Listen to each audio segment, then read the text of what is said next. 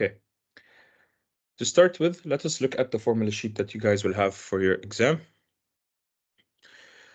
The formula sheet consists of all the formulas that you're ever going to need. Yani, you guys will have to, if you guys don't memorize anything, just refer to the formula sheet. It's مع البراكتس طبعا you guys will be يعني memorizing يعني F equal MA. I'm pretty sure all of you know this by now from practice, but just in case you can always refer to the formula sheet. So F equals MA. This is a simple one. This is force. Remember, force is going to be in newtons. Okay, so the force is going to be in newtons, equal to the mass. This is mass, okay, which is going to be in kilograms. Make sure you're converting it to kilograms, times acceleration, which is in meters per second squared. Okay, all of you guys already know this. This is moment formula. Moment is simply Newton meter, and it's just the force times distance, and this distance is the perpendicular distance. Keep that in mind. Excuse me. This distance is in meters, and this is in newtons. And then, so make sure your units are always correct. This is torque. Torque is force times R. R they usually mean by the radius. It is the same exact idea as moment. It's the same concept as well. R is just what they mean by radius is the عادة R they're talking about. Yani if you're, don't confuse yourself too much, but they're talking about when you're rotating something, you're physically applying force to rotate something. That's the difference between torque and moment, but they're the exact same thing, exact same formula. Torque is just force times the perpendicular distance as well. The radius is just the perpendicular distance.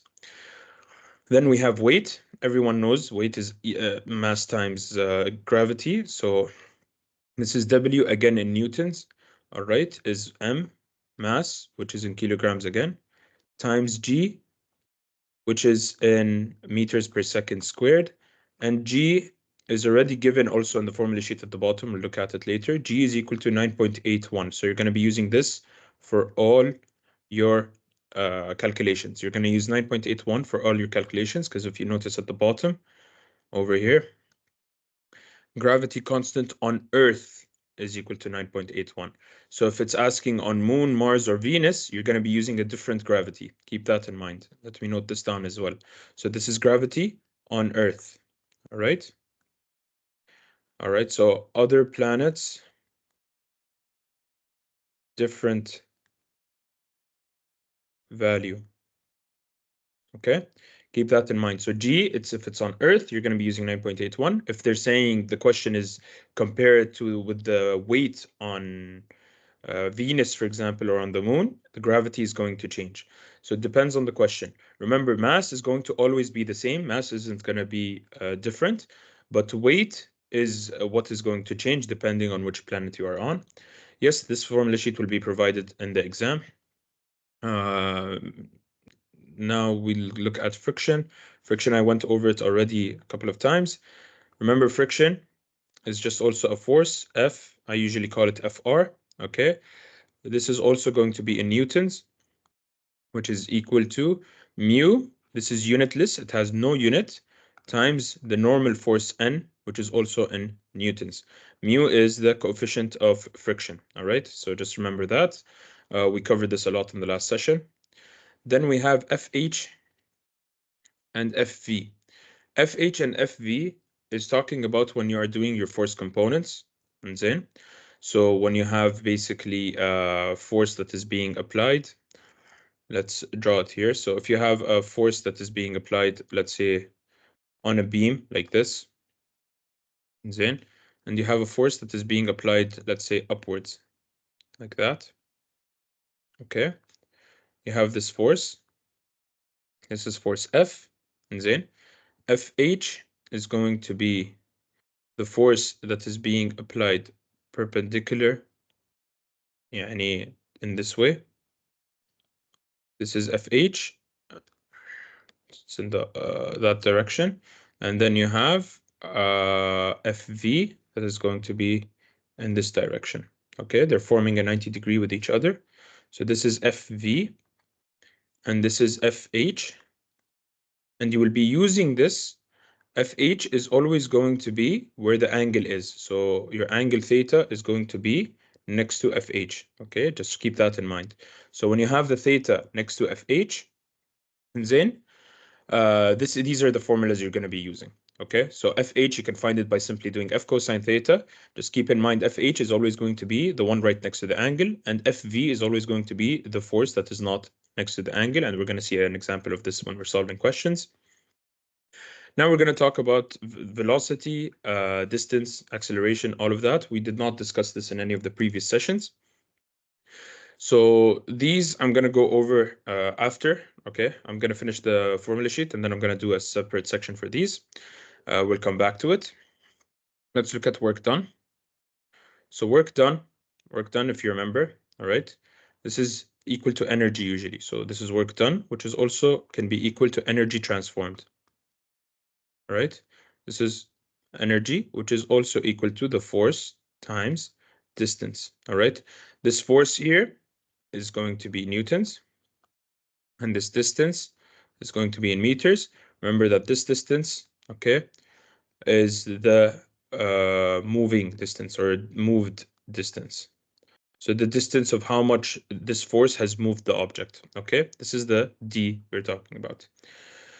When do we use sine and cosine? Again, just to explain it again, don't confuse yourselves with cosine and sine too much. All you need to know is that the force FH is always going to be the force next to the angle, and use these equations. So when the angle is closer to the force, you're going to use cosine. When the angle is far away from the force, you're going to use sine. Okay, so F cosine theta and F sine theta. Today in technical math, inshallah, we'll be explaining this very thoroughly later on in the session. Kinetic energy. Remember that kinetic energy is simply, we have kinetic and we have potential, all right? So kinetic is when you have movement left and right. Potential energy is when you have movement up and down, all right? This is how I usually think about it. Yeah, and potential energy is something that has movement up and down. So the more it goes up, the more it gains potential energy. The more it goes down, the more it loses. So let me mention that. So when it goes up, gain potential energy, and when it goes down, lose potential energy. And then this is what potential energy is, depending on the height. So if we look at the kinetic energy equation a bit more in detail, kinetic energy is simply just half times m, which is the mass, okay, in kilograms, times v, which is v squared, which is velocity or speed. So this is velocity or speed in meters per second. Okay, make sure you are using your normal units, the standard units. Okay, and remember, kinetic energy is energy. Energy is always in joules. Same thing for work done. Work done is in joules because it's equal to energy, which is in joules. All right. The sign for joules is simply just J. Now, potential energy, again, same thing. Potential energy is equal to mgh. M is just mass in kilograms, so this is the mass in kilograms. G is gravity, so this is 9.81 on Earth. Then, if it's not on Earth, you're going to use something else, but if it's a potential energy question, I would assume they're going to ask you on Earth. Then, and then you have height, this is meters per second squared, and then you have height, which is in, this is just height in meters, okay? Then here you have the gravity constants, all of these. So depending on which planet you are on, if you're on Moon, on Mars, on Venus, or on Earth, the gravity, the G, this is the letter G, so this is just G. Okay, depending on which planet you are, G will change. Yeah, very straightforward. So if it's on a different planet, you're going to use a different number. And the last thing is temperature, which I don't think we covered a lot. So temperature, you have K, the first one, K, which is Kelvin. And then this is the K unit, is going to be equal to Celsius, which, or degrees Celsius, which is C degree, plus 273. Okay, this is just a constant formula if you want to convert Celsius into Kelvin. Because in temperature, احنا عادة we use Celsius in our day-to-day life, but in engineering and when it comes to physics in general or science in general, Kelvin is the standard unit for temperature. All right. And then you have Fahrenheit. Fahrenheit, I think that's how you spell it. I'm not sure. Don't judge me for my spelling. So this is F. The equation is just simply a conversion. So this is 9/5 times Celsius, which is C, plus 32. So what you would do here is, for example, let's take a quick example. So if you have T is equal to 30 degrees Celsius, okay? You're going to plug this in. You're going to plug in this value here, and you will solve, and you will get the answer in Kelvin, or you will plug it in here, and you will solve, and you will get the temperature in Fahrenheit. So for Kelvin, for example, Kelvin will be equal to the 30 degrees C plus 273. This is what this means. So this is 30 degrees Celsius plus 273. So it's going to be equal to, this is going to be equal to 273. This is 303 Kelvin. Okay, this is what this means. This is how you'd use these formulas. I haven't seen any questions like this, but just in case. And for Fahrenheit, same exact thing. You're going to do 9/5 times 30 degrees C plus 32. Okay, plus 32. So you'll first do this multiplication, then you're going to add 32 to it. So if I do this very quickly on the calculator, 9 times 35 plus 32. So you're going to get 86 Fahrenheit, or degrees Fahrenheit. Okay, this is basically how you do the conversion for temperature. Now let us look at velocity a little bit, because we didn't really discuss this much. But just in case, let us look it over. So if you have to use it, you will know how to use it. It is very simple. First of all, you notice on the right, they already mentioned that we have u is our initial velocity. Initial velocity meaning starting velocity, yani. Okay, starting velocity. Velocity basically means speed, all right? Velocity is basically speed. The difference between when you say velocity and speed is velocity has a direction, a specific direction you're talking about. Then, yes, after this, inshallah, I will start the mock test. And then you have final velocity. So this is, and the term is already there. It's the last velocity. And when the velocity of point B, and when starting velocity will be point A and then point B. And I'll do a quick example so you understand. Then we have S, which is distance or displacement. The distance it is covering. And then we have time, which is time. And then you have A over here. This A, this is acceleration. All right, which is in meters per second squared. Yeah, let me write the units for each one. So speed or velocity is going to be meters per second for both final and initial. It's going to be meters per second. Distance is going to be in meters, and time is just going to be in seconds. Make sure you're always using the same exact units. So if you have kilometers or whatever, you'll have to do the conversion to meters, and then you will be able to start solving. All right, so make sure you're good with your conversions. Let's look at each equation very quickly. So the first equation is A is equal to V minus U over T. Remember that V is simply your final velocity minus your initial velocity divided by time. Okay, this is going to give you acceleration. This is what this means. All right. Then you have V is equal to U, which is initial velocity, plus A times T. This is just a rearrangement of the same equation, okay? This is just a rearrangement of the same equation. So don't get too confused about it. Again, this is going to be your final velocity. This is going to be your initial velocity, which is already mentioned, yani. This is going to be your acceleration, and this is going to be your time. So yani, if they give you velocity and time, initial velocity, if it's not mentioned, it's usually assumed to be 0, or if it says starting from rest. So this is one thing you need to know. So when they're saying at rest or starting at rest, u is going to be equal to 0. إنزين؟ يعني if the object has no velocity initially, معناته your initial velocity is 0. Okay, so this is what it means when they say starting at rest. So your velocity basically has no, is your initial velocity is 0. All right. So you can simply see that velocity will simply just be acceleration times time in that case. Okay, and the acceleration will just be velocity over time. Then you have the other two equations, which is v squared. V squared is equal to u squared plus 2 times a times s.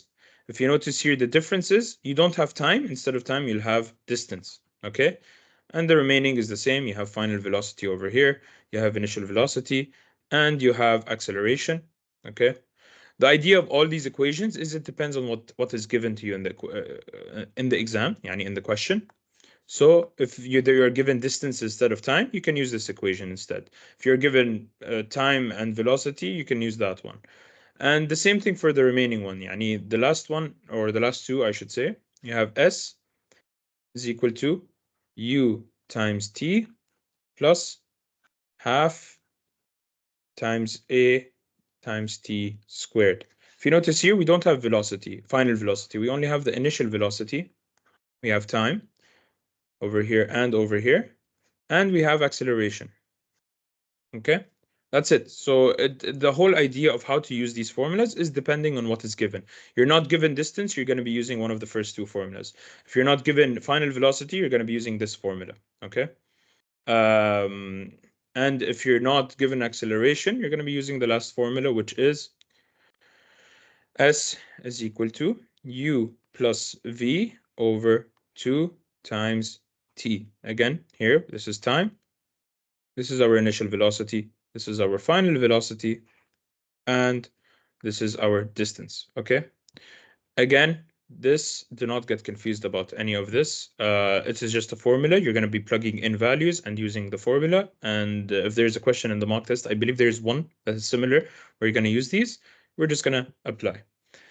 Now, acceleration. Okay, keep in mind acceleration. If it is vertical upwards or downwards, yani if it's a falling object, acceleration is equal to g. So if you have a falling object, acceleration is equal to gravity. Okay, this is only case that you have which could be different. Okay, but I haven't seen anything like that so far. Best it's logically يعني if it's falling, because gravity we know it's already a type of acceleration, it's gravitational acceleration. So just in case this happens, يعني if you are given a question that there's something free falling, just keep in mind that this is the formula you're going to be using. A is equal to g. If you remember, when we're looking at this formula, weight is equal to mass times acceleration, because this is force is equal to mass times acceleration. But this is what the acceleration due to gravity directly. So this is just g.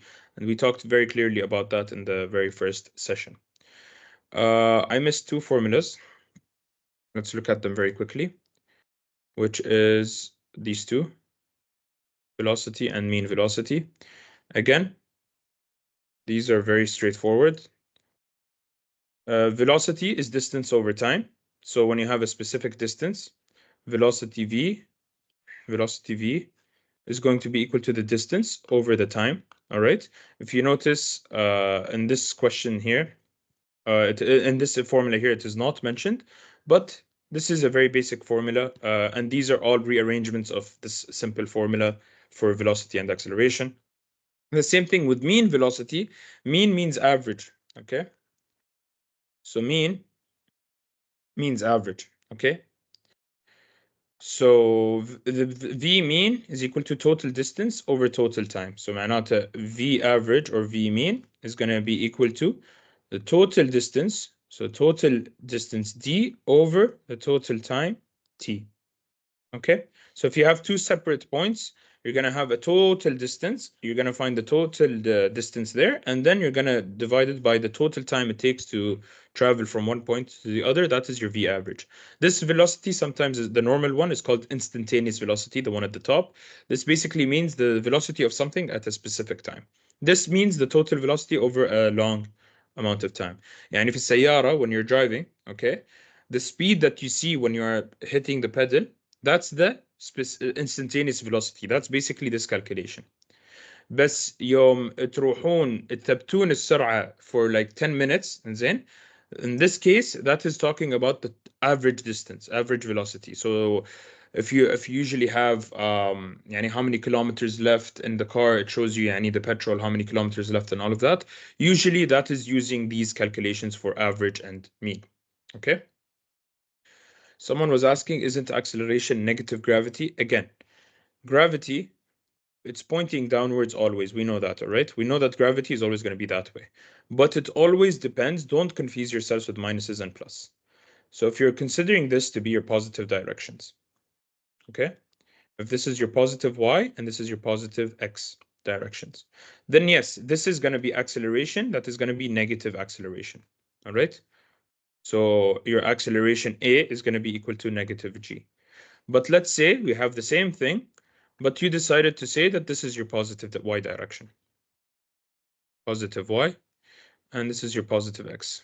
Okay, even though positive x doesn't matter in this example, but just in case. In this case, here you can say that acceleration is going to be equal to gravity. So it will always, when it comes to physics, when it comes to any analysis, it always depends on where you're assuming your positive direction is. The values will always be the same. انتوا على حسب اللي تقولونه يعني قاعدين تقولون is it going down or is it going up. That basically is you're mentioning means يعني you're mentioning the direction. So هني we're assuming it's going down, so that's why it is positive, so it's going in the direction we are assuming. If we're saying our positive is up, we are assuming it's going upwards, this is going to be negative. All right, this is the case also for forces and for almost everything else, for moments, for rotation as well, where moments it's going to be clockwise and anti-clockwise, which we talked about last time and we'll look at again on the mock test. And yeah, and this is the whole formula sheet. Again, if you guys are very well rehearsed with your formula sheet, you understand everything here, you guys are not going to have any issues with applying any of these formulas. And yeah, and that's pretty much it. Does anyone have any questions about the formula sheet or in general? So this formula sheet is going to be provided to you in the exam. If you guys have any questions about the formula sheet, feel free to ask right now before we start the mock test.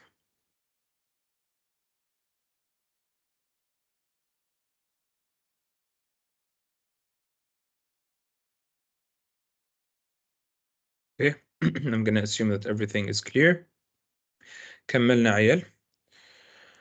Let us start with solving the exam.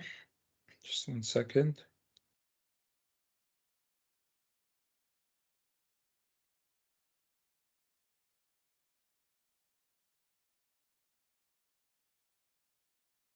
Okay. So let's start with the very first question. If you notice this first question, it says, which of the following equation is dimensionally inconsistent? زين شو معناته inconsistent؟ يعني ما يناسب، يعني إنه هو it's not equal بما معناه. It's not equal on the left and the right, they're not equal. Okay?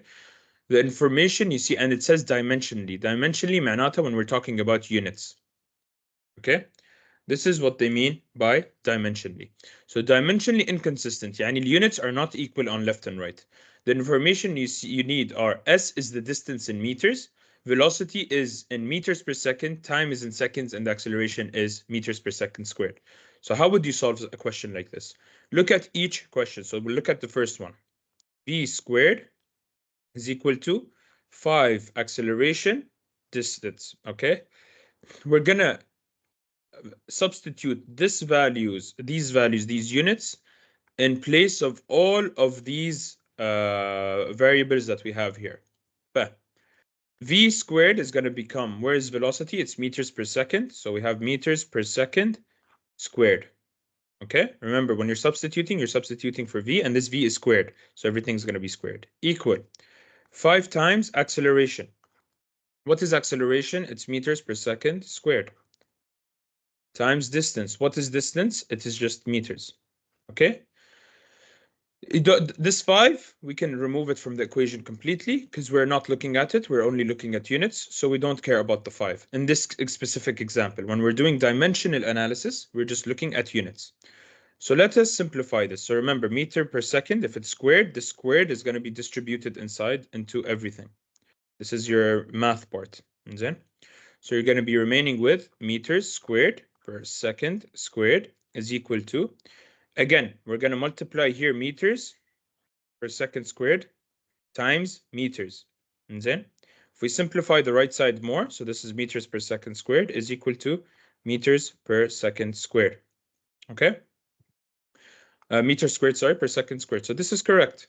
So this is dimensionally consistent. This is consistent. All right, معناتها it's dimensionally appropriate. هني السؤال, it wants the inconsistent one. Make sure you are reading the question very clearly. It wants the one that is inconsistent. So this is consistent. We're not going to look at this anymore. Let's just take it to the side over here. So this is for part A. Okay, this was part A. Let's look at part B. Again, same concept, same idea. We're going to look at part B. Part B is 3a s squared is equal to 5v squared s. Let us put in the units. So 3 meters per second squared. And then s is, this is how I will always write my units. I'll always put brackets for each variable by themselves or parentheses for each variable by itself عشان ما تخربطون بين الunits. And then we have distance, which is in meters, and it is squared on the outside. So I'll put a squared is equal to 5 v squared. V is meters per second squared times distance, which is meters. Okay. Now, again, we remove the constants. We don't care about them. We don't look at the numbers here. We're only looking at units. So if we simplify this, this is going to be meters per second squared times meters squared is equal to, this is going to be distributed into both meters squared over second squared times meters. And then let's simplify. Let's just multiply everything. Remember, this is just basic math with power, okay? This is as if this is power 1. When you're doing multiplication, you're going to just add this with this. So you're going to be having m1 plus 2 is 3 over s squared, which is equal to. Same thing here. This is as if it is power 1, all right? So this is power 1. You're just going to add this because of multiplication with this. So it's equal to m cubed over s squared.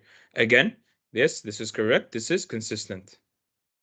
So this is not going to be our answer either. Okay? So we'll take this now. Okay, this was part B. And now let's look at part C is none of the options. We have to check the last option, which is part D. So AT squared is equal to 4AS. Let's put in the units. So this is meters per second squared for A. Time is in seconds. Outside it is squared. 4 times A, again, meters per second squared, times distance, which is meters squared. Okay?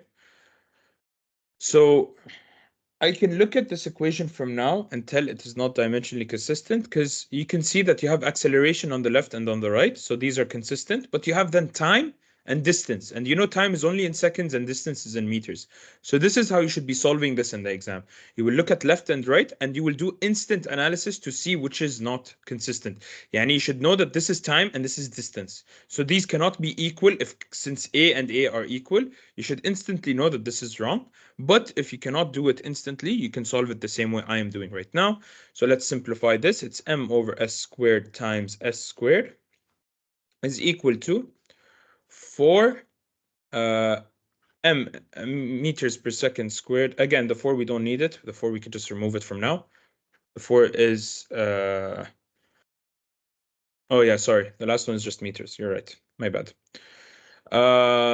Meters per second, and then the 4 you do not need it. Remember, we're just looking at the dimensions. So we're going to be left with meters per second squared on the left side and on the right side times meter. Okay. Without simplification, you can already tell that this is times second squared and this is times meter. All right. So we know even after simplification, it's going to look something like this. In simplification, you can simply cancel this and this, and you will be left with meters on the left side is equal to, if you simplify this, meters squared per second squared. And you will know that this is completely wrong. So this is inconsistent. So your answer is going to be D.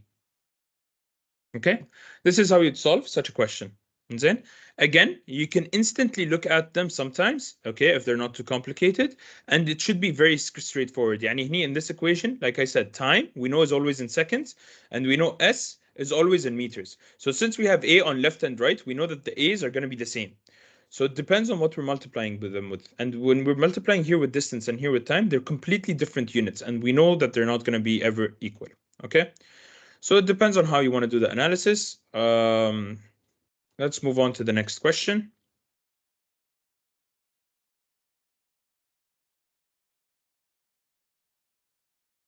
So we have a book here resting on a table of mass. Mass of the book is 1000 grams. All right. So we're given the mass of the book is 1000 grams. The first thing you will do, how I solve a question like this, is I write mass is equal to 1000 grams. All right. Grams, I cannot use it, so I have to change it into kilograms. That's the first thing I usually do before I even read the rest of the question. That's what I will do. This is kilograms. 1 kilogram is 1000 grams. Okay. So M is going to be equal to 1000. Again, this grams and this grams will cancel. So 1000 over 1000 kilograms, or simply M is equal to 1 kilogram. Okay, so I found my mass. The acceleration due to gravity, all right, so our G value is 9.8 meters per second squared. So G is 9.8 meters per second squared. Determine the normal force exerted on the book. So remember, it says the book is resting on a table. And then, just so you can see that, there's a table here. And there's a book on it. Okay? So this book is going to have a weight.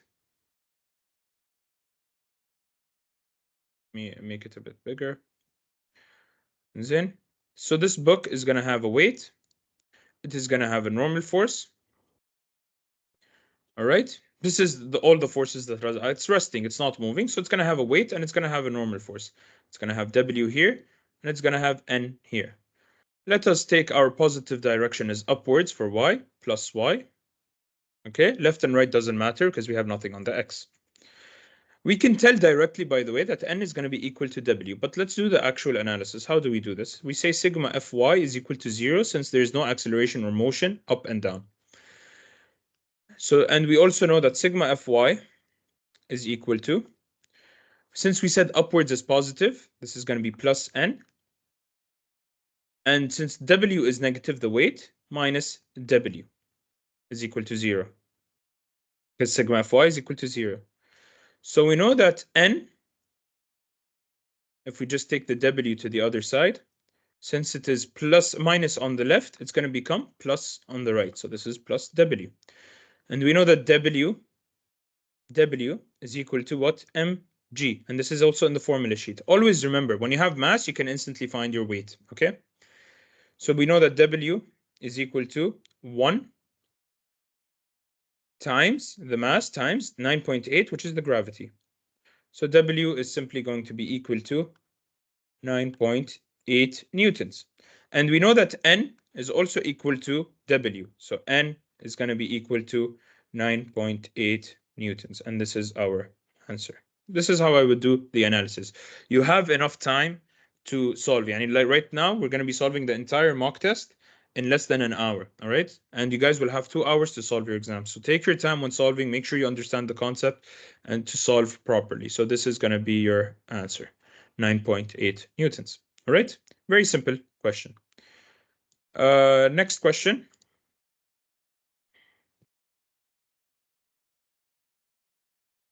We have a 70 kilogram athlete runs up the stairs. Okay, so first thing I'm going to say is mass is equal to 70 kilograms. That's the first thing. He runs up the stairs, so he's running upwards of 15 meters high. When you're looking at high, that means we're talking about height. So it's 15 meters high. So it's going up 15 meters. So we know that the height is 15 meters. And in 1 minute, time is equal to 1 minute. Hold up. We have minutes here.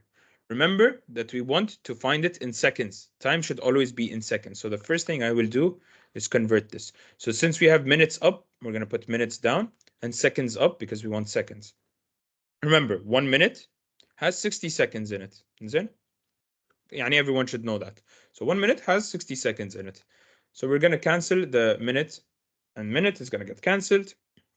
So our time is going to be equal to 60 seconds because it's just 1 times 60, which is 60 seconds. And then 1 minute has 60 seconds in it logically, and it's a simple number. 1 minute has 60 seconds in it. Acceleration due to gravity is 10. So notice here they have mentioned that the gravity is 10, not 9.81. في السؤال, if you guys get a question, even though you guys have your formula sheets, if the question mentions to use a different gravity, follow what the question says, not the formula sheet. If the question itself, and he's mentioning gravity, for example, like here is 10 meters per second squared, we will use 10 meters per second squared instead of whatever says in the formula sheet, okay? Now, determine the power in watts. So what are we trying to find? We're trying to find power in watt. And then, if you notice in the formula sheet that we were doing earlier, I didn't go over it, but power is also given. Power is over here. All right, power. Power is in watts. Okay, it is equal to energy, which is joules, over time, which is seconds. Okay, so power is in watts. And then the unit for power is watts. You guys should know this by now. It is energy over time. That's what power is. So what do we need to find? We need to find the energy first. Okay, we need to find our energy. So we know that power is equal to energy over time.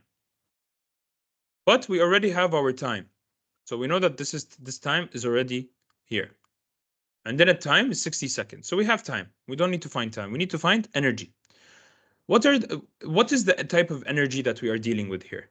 We have height. We are going upwards. So the type of energy we are dealing with is potential energy. And you know the equation for potential energy also given in the formula sheet is mgh. All right, this is where you guys will need to like think about it. It depends on what type of energy that you're going to have, kinetic energy or potential energy, or is it simply just work done? All right, now mgh. Okay, mgh, we have the mass, we have the gravity, and we have the height. So we already can solve this. This is simply going to be equal to mass, which is 70 kilograms, times gravity, which is 10 meters per second squared, times the height, which is 15 meters. So we can find our energy very easily now. Plug this into the calculator and we will get our energy. So this is, remember, this is equal to energy. Okay, potential energy. All right. So 70 times 10 times 15. Kilograms, meters per second, 15 meters. Okay. So I get potential energy is going to be equal to 10500, so 10,500 joules. All right, remember the units is joules. Tamam? Yep, and that's it. We have everything. So now we have our energy. Our energy, we found it. So we know that this power is going to be equal to, what is our potential energy? 10,500 divided by our time. What is our time? 60 seconds. Okay, so this is in joules and this is in seconds. All right, so our power is equal to, we just put this in the calculator, divide by 60, 175 watts. Okay, remember here it is mentioning in watt. All right, so make sure you have to have the right units so you can get the right units as an answer as well. Okay, so the answer is 175 watts. All right, or just 175 because it says in watts anyways. Tamam?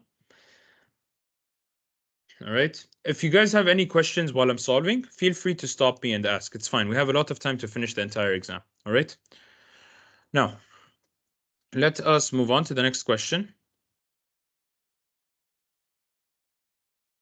Calculate the work done. Work done. So we need to find work done. This is what we need to find. Work done, WD. We know instantly that work done is equal to force times distance. All right, we know it's the moving force times the applied force, sorry, times the moving distance. So by a 47 Newton force, so we're given the force, pushing a pencil, since it says the word pushing, we know that it is moving the pencil by 0.26 meters. So we're given everything. So we have the force, F is equal to 47 newtons, distance is equal to 0.26 meters. The units are correct. It is in newtons, it is in meters, so we can just simply plug this in over here. So this is going to be equal to 47 newtons times 0.26 meters. WD is going to be equal to 47 times 0.26 is equal to 12.22. So 12.22. All right. This is obviously in joules. Okay. So this is equal to 12.22 joules. Remember, work done is a type of energy. So it is joules. All right. Very straightforward. Very simple.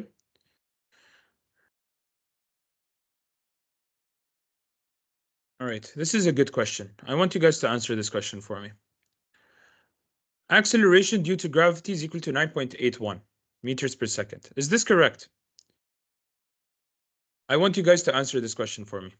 Is this true or false? Is the acceleration due to gravity equal to 9.81 meters per second?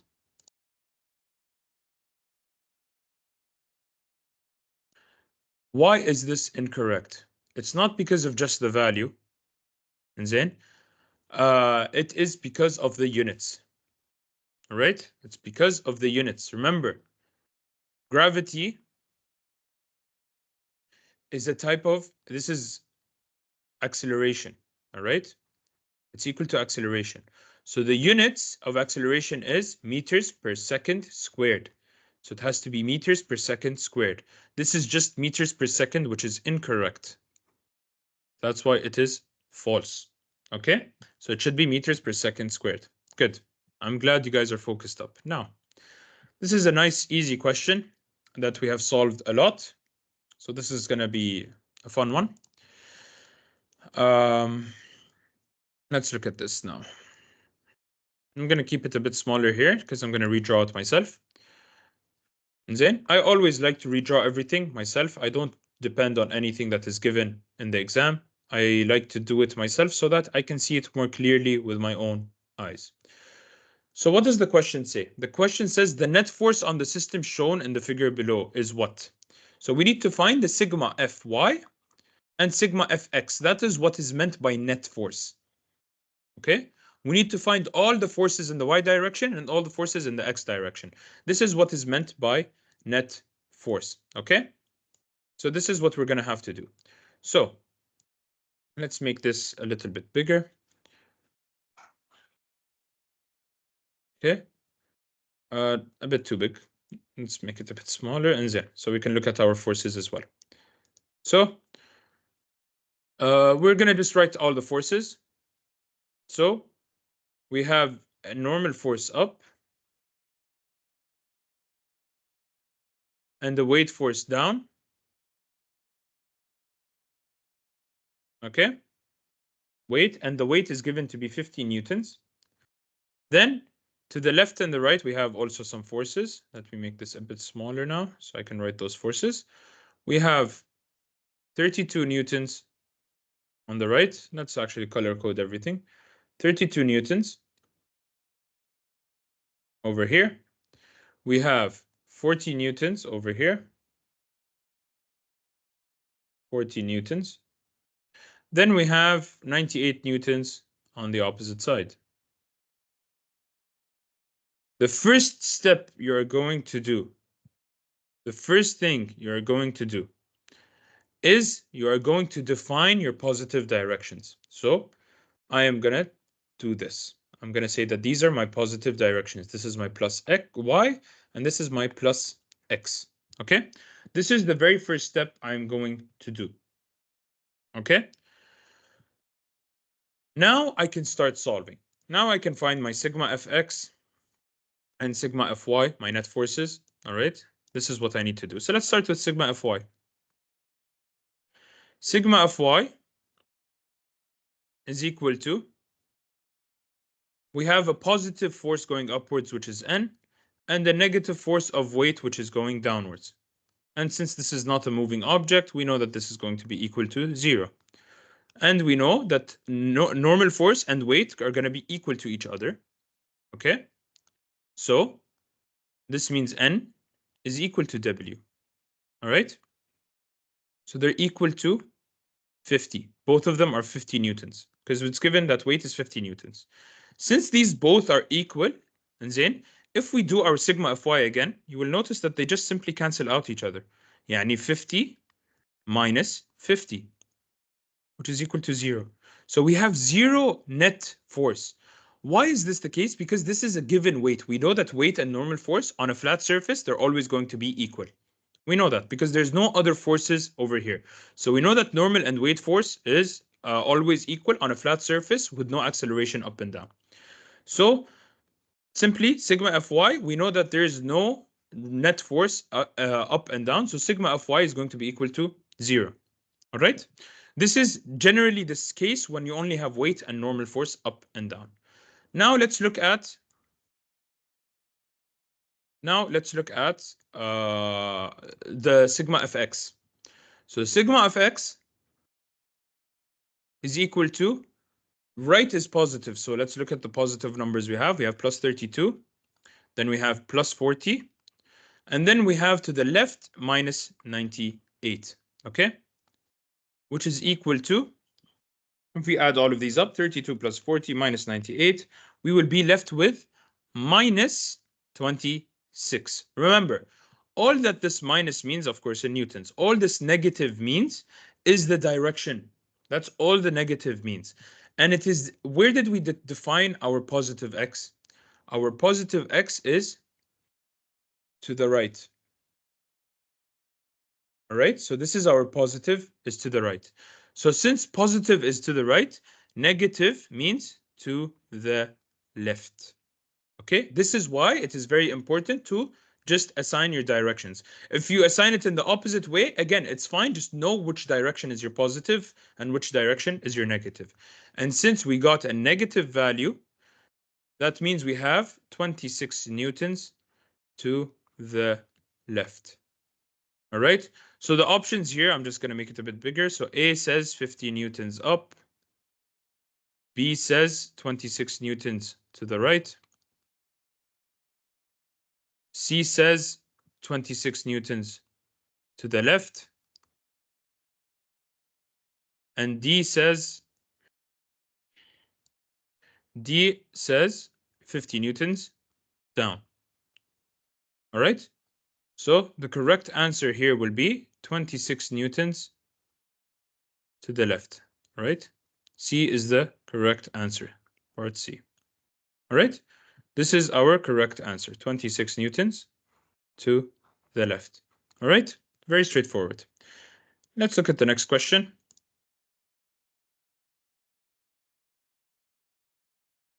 Okay, an 8-kilogram stone dropped from 3 meters height. Again, step by step, 8 kilograms. So mass is 8 kilograms. So we know that the mass is equal to 8 kilograms.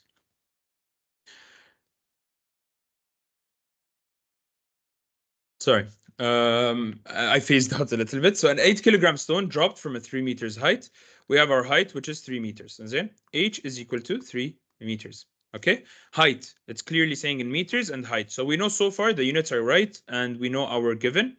Gravity is to be taken as 10. So we know G is equal to 10 meters per second squared. Then determine the work in joules. So we need to find work done in joules. So we need to find work done. We know that work done is force times distance, right? We know that's what it is. However, in this case, we know that work is also equal to energy. Okay? We know work done is energy. Since we have a height, we know that this is the same as potential energy, which is equal to mgh. Okay? Therefore, we know that the work done is going to be equal to mgh. Again, when you are given height, you're instantly going to think of mgh. Then, when you're given height, instantly think of mgh. Yani always related to potential energy or the equation for potential energy. All right? Potential energy. Tamam? Obviously, this is being dropped from the 3 meters. And then I have a question for you guys. This is just a general question. I want to see if you guys understand potential energy or not. So this 8 kilogram stone is dropped from 3 meters. So it's falling down. Is it gaining or is it losing potential energy? So the question I'm asking is it gaining or is it losing potential energy? Is it gaining or losing potential energy? Exactly. It is losing potential energy because it is going downwards. It is falling. So the height is being reduced in other ways. Height reduced. That is what is meant. All right? So the potential energy here is basically being converted into kinetic energy. Yeah, someone is even saying it in the chat. Well, that's good. I'm glad you guys are understanding this point. That means this potential energy is being converted into kinetic energy as it is falling because there is movement, there is motion. All right? Now, let's continue with the question. So we have the mass as 8 kilograms. بعدين عندنا gravity which is 10. بعدين عندنا meters per second squared. I usually like using my units so I know that everything is correct. Times 3. زين. So work done will be equal to 8 times 10 is 80, 240 المفروض. 8 times 10 times 3. Yep, 240 joules. So it is going to be part D. All right? Perfect. So far, there's not any really difficult question. All right. The coefficient of static friction. Remember, this is mentioning static. All right. Before I even look at the answers, remember, static, you have static and you have kinetic.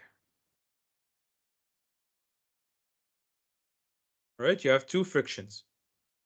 The static is what keeps it in place. Right. Keeps it in place.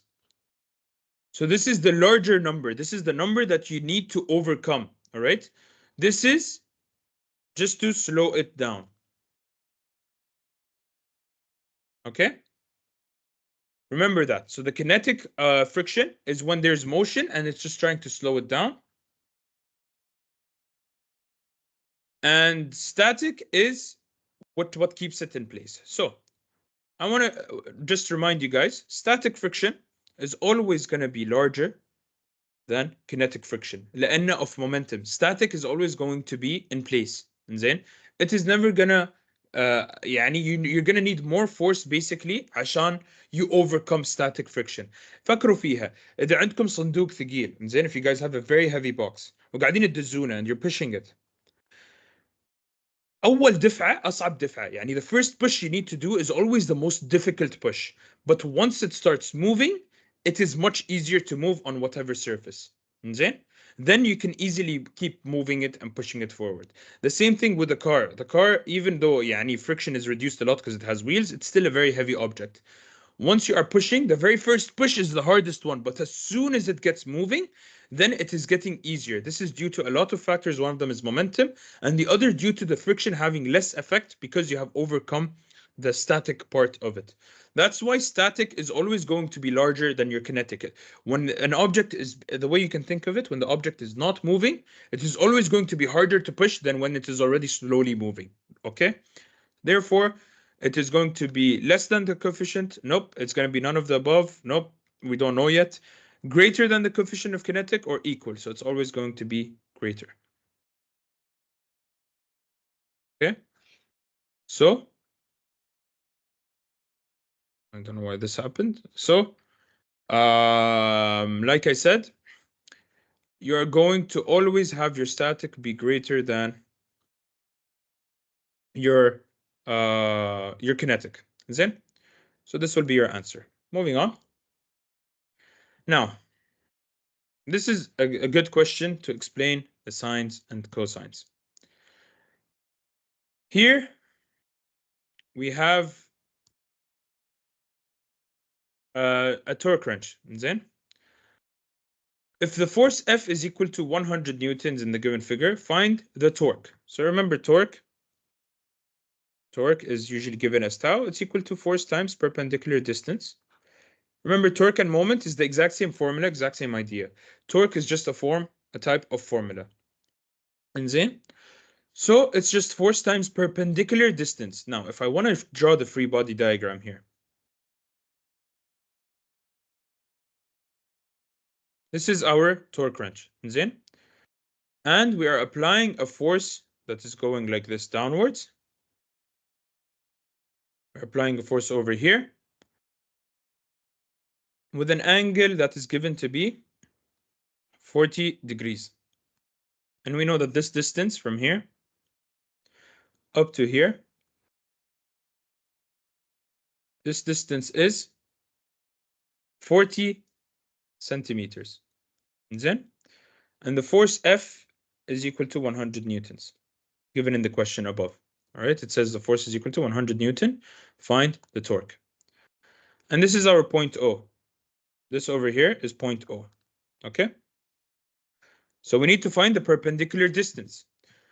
Or we need to find the force that is applying the perpendicular distance, I should say. So remember, again, if the angle is given here, this is going to be your F. This is going to be your FH. And this is going to be your FV. And then this is going to be your FH, and this is going to be your FV.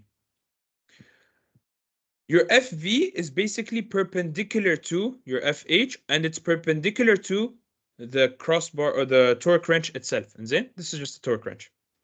So it is perpendicular to it. Therefore, this is the force that has a perpendicular distance. So we are only going to look at FV. FV is the only force that is causing moment or a torque about this point O. The FH component is not causing any force or any torque, right? So now, since we defined the forces FH and FV, we know from the formula sheet FV is equal to F sine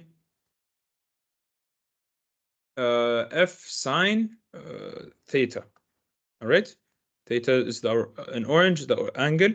So we know that FV is going to be equal to FV is F is 100 newtons. Sine theta is 40 degrees. Put that in the calculator. So FV is going to be equal to 100 sine 40 degrees. Okay. So it is 64.27876 newtons. I don't know why I put this many units, but it doesn't matter. This many points, I mean, after the decimal. For remember here, the most important thing, remember, you're not going to be using this force F instead of F here. And then this here has to be F vertical or FV. So it's going to be the torque is going to be equal to FV, which is 64.27876 times in newtons, times the distance, which is 40 centimeters. Now, one very important thing I didn't do from the very beginning that I should have done, 40 centimeters is not the correct units. We need it to be in meters, so we're going to multiply by centimeters down and meters up. 1 meter has 100 centimeters in it, so this is going to be equal to, this centimeter and centimeter will cancel. So this is going to be equal to 40 over 100 meters, which is equal to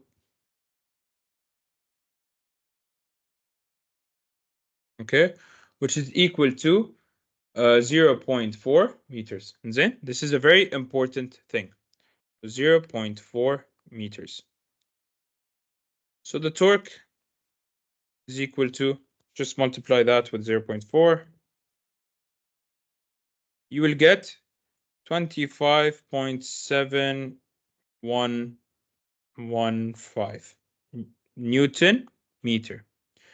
So we're going to look at the closest answer, 25.71. That is the correct answer, because if you round it off, it's just going to be 25.71. So the answer is D, 25.71 Newton meter. I know there's going to be a lot of questions, so let me just look at this very quickly. If anyone has questions about this. Oh, more questions, yeah. This is easy to know which one that we use, but there's questions that's hard to know. There's no question that's hard to know. I'll tell you why. Diamond, diamond, diamond. FH is going to be where the angle is. Then this is how you should put it. If you want to just refer to the formula sheet, always put your FH next to wherever the angle is. That's it. Doesn't matter if it's horizontal, vertical, doesn't matter. Just put it where the angle is. And FV is going to be the other side, and you will never make a mistake. Then, so FH will always be next to the angle, and FV will not be next to the angle, and you will never make that mistake. Tamam? FV usually means, yes, the force in the vertical. Yani this is the vertical direction and this is the horizontal direction. That's what FV means. But in this case, we don't mean vertical. We mean the one perpendicular to the distance, because we need the perpendicular distance to this force. This 40 centimeters is not the perpendicular distance. Okay? I want to solve it in a different way, but since I didn't cover trigonometry with you guys yet, I don't want to confuse you guys more. But inshallah, in today's technical math, we're going to be covering trigonometry, and you're going to be seeing that. Can you explain using sine and cos by calculator?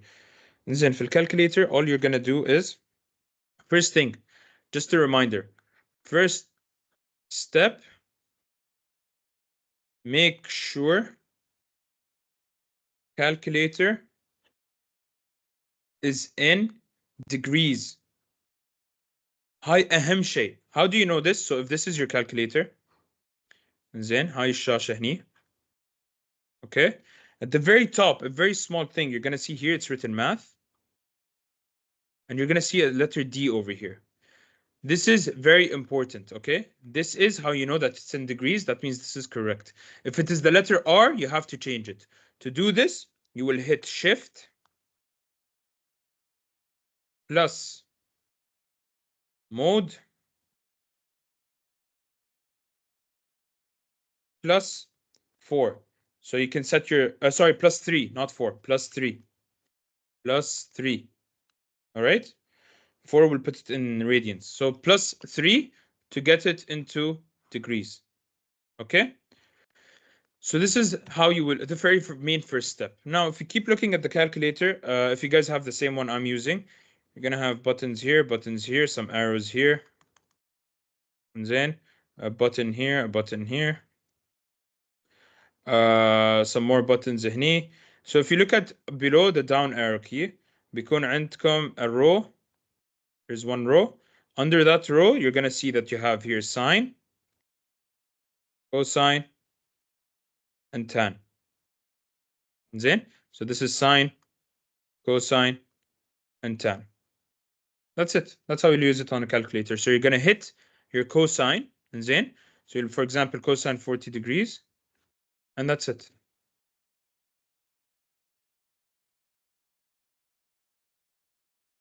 Then what do you mean? What else do you need to know? Just make sure, the most important, I'm pretty sure most of you know this, but the most important detail is make sure your calculator is in degrees. Do not go into the exam with a calculator that is in radians. Make sure you set this up from now. The calculator should be in degrees. You're going to see the letter D. Okay?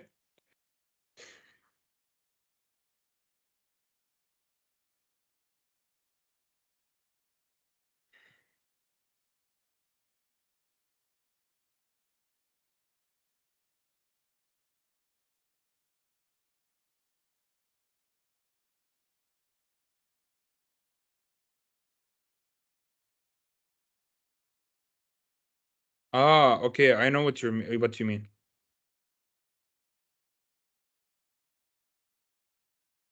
Then. So.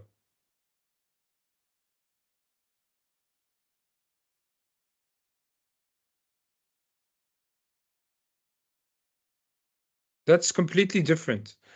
Okay. I'll tell you why 40 sine will give you the answer, and then actually it's شوية نفس ضربة حظ بس it's the same thing. They use trigonometry. They used a different method. And then, so the 40 sine 40, well, the reason it gives the answer is because the way they do it is they use trigonometry and they find the perpendicular distance to here. And then, you know what? I will go over it very quickly. And if you guys understand it very well, if you don't be scared too much. Just do the method we did earlier and it is completely correct.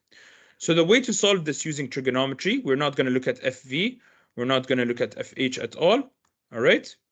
The way to solve this in trigonometry is this. And then, first thing, I'm going to change this to 0.4 meters. And then, so that there's no confusion. This is going to be 0.4 meters. And then we already did the conversion. Okay. The way this is done using trigonometry is we are going to find this distance over here.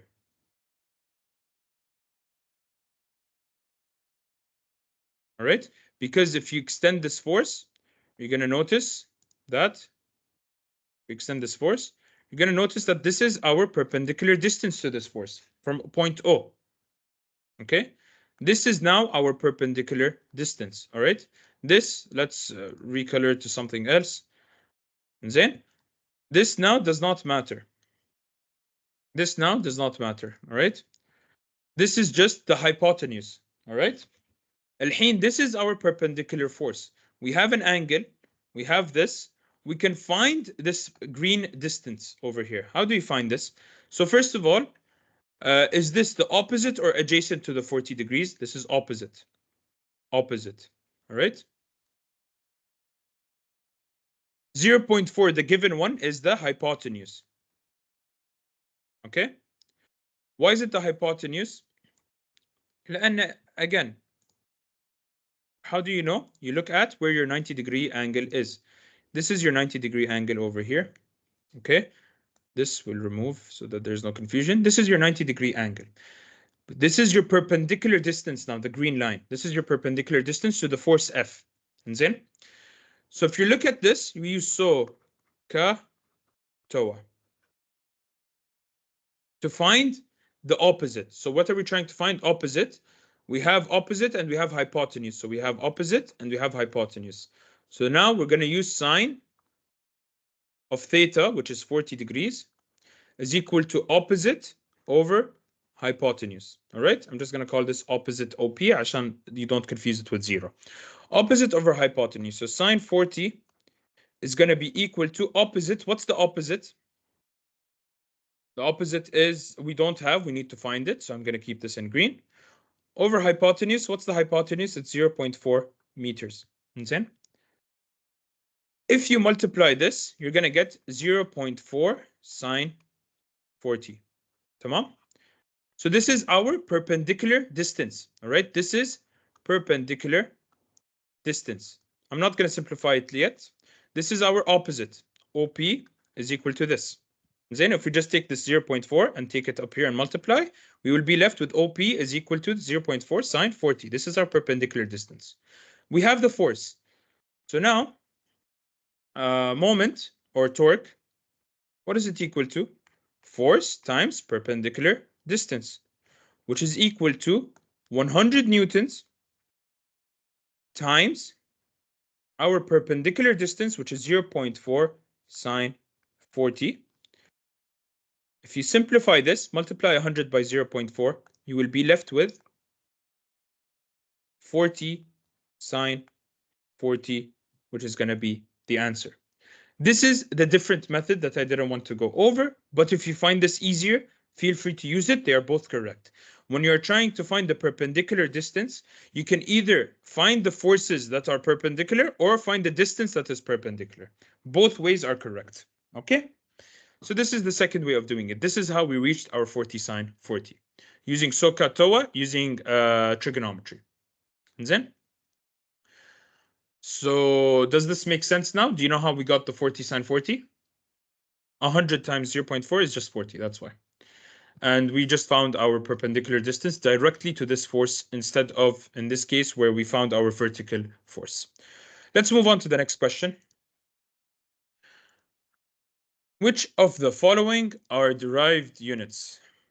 Yani this should be very straightforward. Which of the following is a derived unit? So a derived unit is a unit that is based on another unit. يعني it's not an original unit. So which of the following is a derived unit? Yalla, you guys have to tell me. This is very straightforward. What is a derived unit? So derived unit means depends on basic or standard unit. Our standard units are seconds, meters, kilograms, what else is there? Celsius or Kelvin. شنو بعد خابطني? Radians, degrees, whatever. All of those are basic standard units. So seconds, standard unit. Meters, standard unit. Kilogram, standard unit. Meter cube, this is based on meter. So I should do this as x, x, x, because they're asking for a derived unit. So it's meters cubed. Very straightforward question.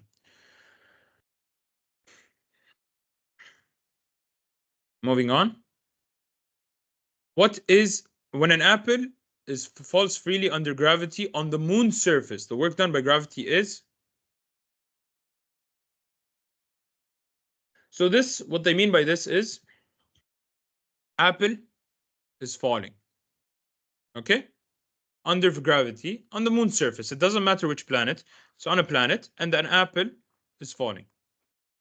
The work done by gravity. Remember, work done is in joules. It's talking about the work done by gravity, not the direction of gravity itself. We're talking about the work being done. So the work done is going to be equal to potential energy equation, which is mgh. mgh, the value of it, what is it going to be? Is it going to be infinity? No, it is not infinity. Is it going to be 0? No, it's not going to be 0 because it's falling. So these first two are completely wrong. Is it going to be positive or negative? Simplify. If you have a specific mass, يعني let's say the apple is 1 kilogram, a very heavy apple, and then let's say it is 1 kilogram. Gravity is on moon, let's say it is, I don't remember what the equation was, but let's say it's 2 meters per second squared as an example. And height is, let's say it's falling from a 10-meter height. Is this value negative? 10 times 20 times 1 is going to be just 20.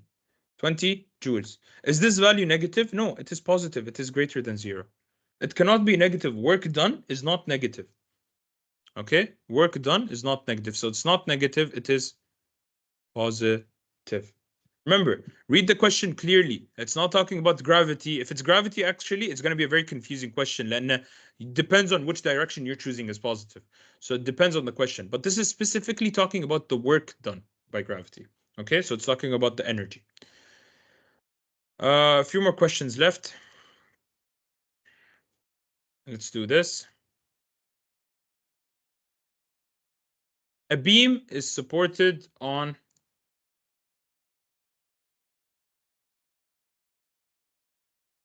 if it is thrown out of the moon, will it be negative? No, it will not be negative. Work done is always going to be positive. Work done is always going to be positive. There's no case where work done is going to be negative.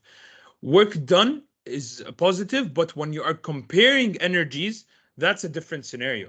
But the work being done, الحين انت يوم تفر كرة او تفر تفاحة ايدك تتعب ولا لا؟ ايدك تتعب. في energy, work is happening. So work is positive. Work done is always positive. It is always going to be a positive value.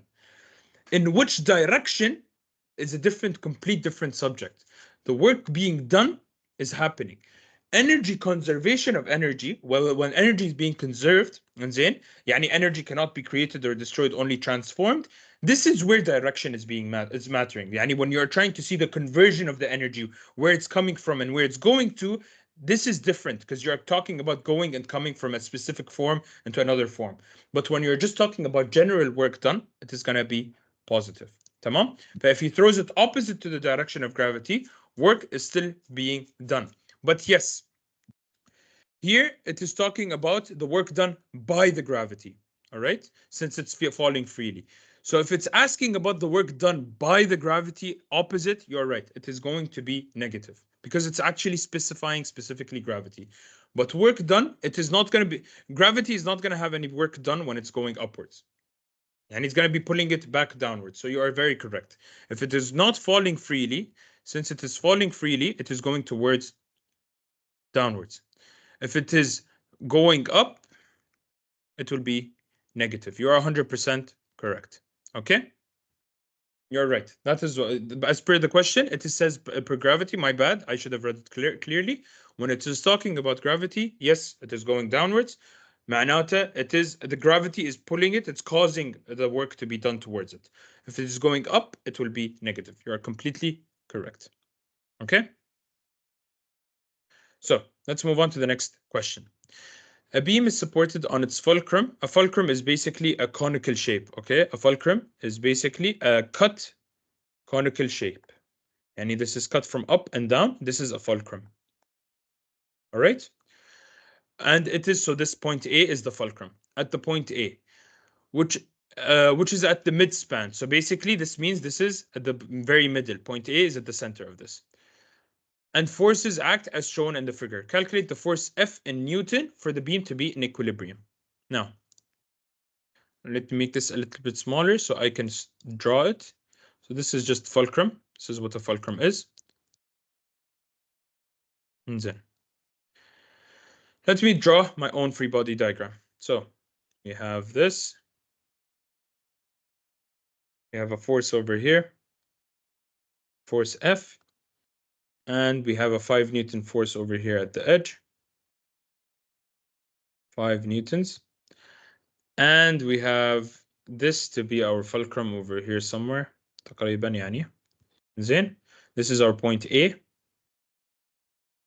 We have our distance from here to here to be 0.25 meters. Then we have the distance from here to here, which is 0.5 meters or 0.50 meters. It's the same thing. All right. So we have all the givens. We're going to use sigma moment as we have seen before. Sigma moment at about which point? At point A. You can choose any point, by the way. And you could choose at the point F or at the point 5 newtons, but that's not going to be helpful for you.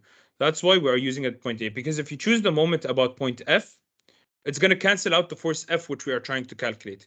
If you choose it at about 0.5 newtons, we're not going to have any other force to use so we can calculate F. That's why we are using point A. All right. So the sigma MA, we want it to be, the question says, in equilibrium. All right. Equilibrium. When we will say equilibrium, that means we want it to be, no, there should be no motion. So it has to be equal to 0. Okay. So when we want moment to be 0, let us calculate the actual moments now for each one. So moment of A due to F then is equal to, let's look at the F moment at A. So we have the force F times the perpendicular distance of 0.25 meters. All right. So this is our first moment. And now we look at direction. So the first thing I assume is my direction. My positive direction is clockwise. That is the first thing I will assume. So let us look at the direction of F. Well, the way I do it is I go from the arrow tip and I go towards the point in the where we're taking the moment about.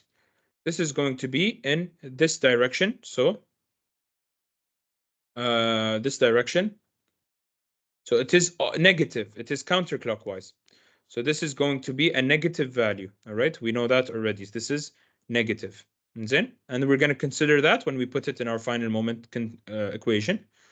Now we're going to look at the other moment due to the 5 Newton force is going to be equal to the 5 Newton force, so 5 newtons, times the perpendicular distance, 0.50. Again, same way to check. We're going to go towards A. This is going in this direction, which is positive. It's in the clockwise direction. So we know that this is positive. Positive. All right? We know that this is positive. So now when we substitute it in sigma, sigma basically means the sum of all the moments. We know the signs of each one. So let's do that. So sigma MA is going to be equal to minus F times 0.25 meters, and then plus 5 times 0.50. Okay? And this is all going to be equal to 0. And now we can just solve. Let's simplify this. So this is going to become, I'm just going to take, let's simplify the numbers first so you guys don't get confused. So this is minus 0.25 F plus 5 times 0.5, I believe is 2.5 if I'm not mistaken. Yep, 2.5. And this is going to be equal to 0. So let's take one of these to the other side. So let's take this to the other side. And then, since it is plus here, it will become minus there. So we have minus 0.25 F is equal to minus 2.5. Divide both sides now by minus 0.25 to find F, minus 0.25. All right. So these two will cancel out. We will get F is equal to, remember, minus and minus can cancel out directly. So 2.5 divided by 0.25, it's equal to 10 newtons. Okay, that's how you would solve such a question. Very simple, very straightforward, 10 newtons. So the answer here is 10 newtons. Tamam? I hope this was easy and straightforward. Let's look at the next question. Calculate the force in newtons. Calculate the force in newtons needed to accelerate a boat of mass 20 ton uniformly. So again, I'm going to solve this very quickly. So we need to find force in newtons. So we have F, that's what we need to find. Mass is given in tons, 20 tons. So mass is equal to 20 ton. We know that 1 ton is equal to 1,000 kilograms. Okay. Let me just do the conversion directly. So M is equal to 20 ton. We're going to multiply by ton at the bottom and kilograms at the top. We know that 1 ton has 1,000 kilograms. The tons and tons will cancel. So the mass is going to be equal to 20 times 1,000 kilograms. So M is equal to 20,000 kilograms. Okay, the first step is conversion of units. Uniformly from rest to a speed of, so first of all, uniformly from rest. Rest means our initial velocity is equal to 0. Remember that, meters per second squared. This is what I meant by from rest. To a speed of velocity of 21.6 kilometers. So we have velocity. Actually, let me use this as velocity of 21. So V is equal to 21.6 kilometers per hour. Again, we have kilometers per hour. We need to convert into meters per second. And then, so what do? V is equal to 21.6. I can do it all in one go. So this is kilometer per hour. All right. Let me move this a bit to the right. Kilometer per hour, we multiply first. Let's get rid of the kilometers to convert it into meters. So this is going to be kilometers down, meters up. We have 1 kilometer is 1,000 meters. Tamam? Times again. Now we're going to, this got rid of the kilometers. We're done with kilometers. Now we want to get rid of the hours and convert it into seconds.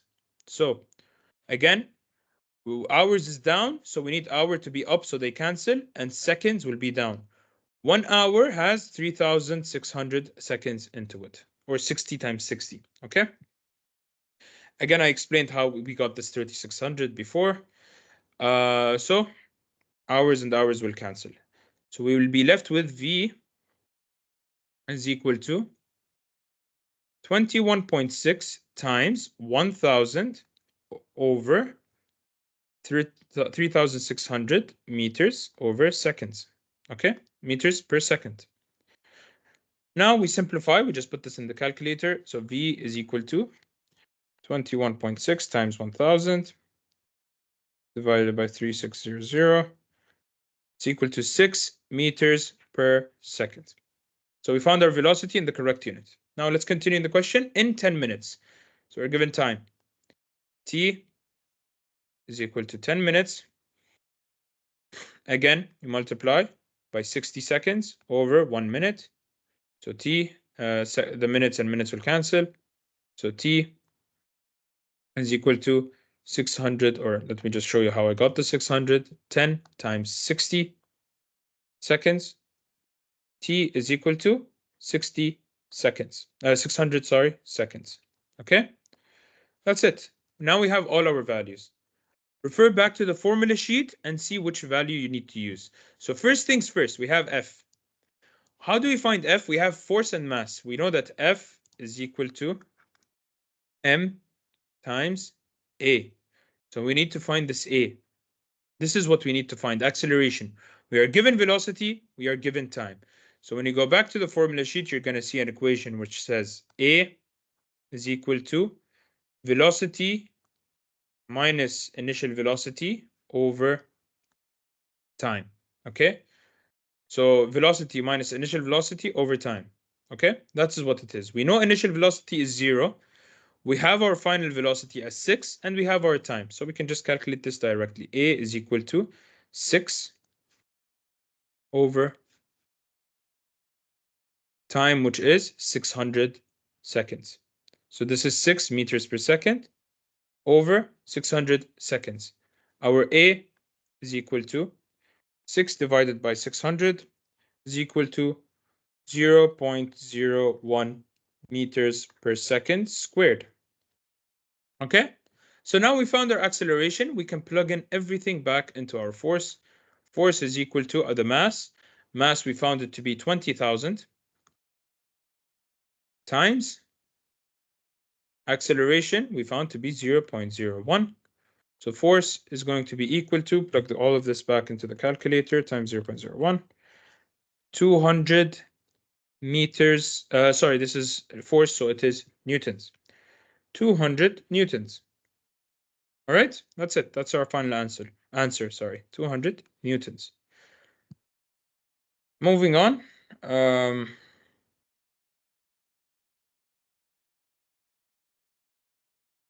Yeah, for the previous question, yes, you could just do F1 times D1 is equal to F2 times D2. You are completely correct. But if you had one extra force here, and then you cannot use that, or you will get confused. This the reason I did it this full method is so that if you have 3 forces on the left and the right, you will know how to do it. All right, that's the only reason. But you're correct. You could just do force 1 times D1 is equal to force 2 times D2. That is completely correct for that specific case.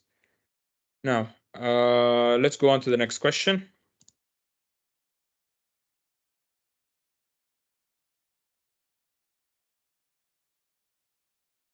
Okay. Which of the following is correct? Is the correct free body diagram for the figure shown, where FA is the applied force, FR is the friction force, W is the weight of the box, and N is the normal reaction force. So we have a box. All right. We have this man pushing the box. So we know that this man is applying a force. All right. So if we can say that this is the applied force FA. Okay. FR is the friction force. Remember, since he's applying a force to this right side, the friction force is going to be in the opposite side. So it's going to be like this. Okay, this is our friction force, the opposite side. Then we have the weight of the box. We know that the weight of the box is always acting downwards from the center of the box. So technically it will actually look something like this in reality. Remember, by the way, one thing. It doesn't matter where you are aligning forces. So I could put my weight here. I can put it at the bottom. I can put it at the top. This FA, I can put it, it has to be pointing towards the right, but I can put it on the left side of the box or the right side of the box. It is the same thing. Okay. So this is the weight.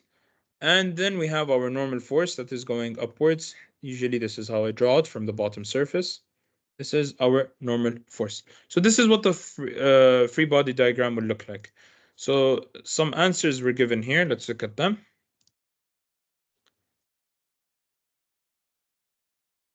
Let's look at part A first. So is this similar to part A? Let's see. Here we have instantly we can see that friction and the applied force are in the same direction. So this is incorrect because of that. Let's look at this. Here we have weight going upwards and the reaction force, which is the normal force, going downwards.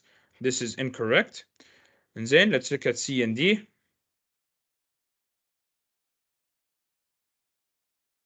C, we have the, again, applied force and the friction force going in the same direction. This is straight up. You look at that, you know it's incorrect. Here you have the applied force in the right direction and the friction in the opposite direction. Weight is going downwards and normal is up. So this is our correct answer. All right. Again, simple free body. I've drawn it a million times with you guys, so you guys should know how to draw it and figure it out. This should be a free question for you guys. Now,